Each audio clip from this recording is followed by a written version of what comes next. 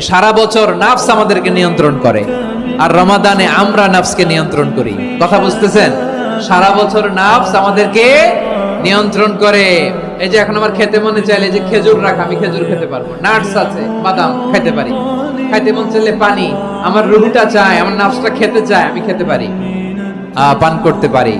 বিবাহিতরা দিনের বেলায় স্ত্রীর সাথে মেলামেশা করতে চাইলে করতে পারে, কিন্তু রমাদানে দিনের বেলা খেতে মনে চায় কিন্তু আমরা খাই।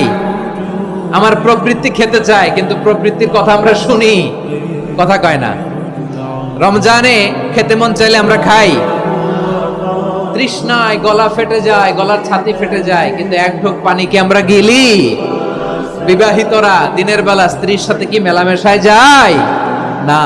তার মানে সারা বছর নফস আমাদেরকে নিয়ন্ত্রণ করে, আর রমাদানে নফসের উপর আমরা নিয়ন্ত্রণ প্রতিষ্ঠা করি। নফসের লাগাম আমরা রমাদানে টেনে ধরে, চিল্লায় বলেন ঠিক কি না?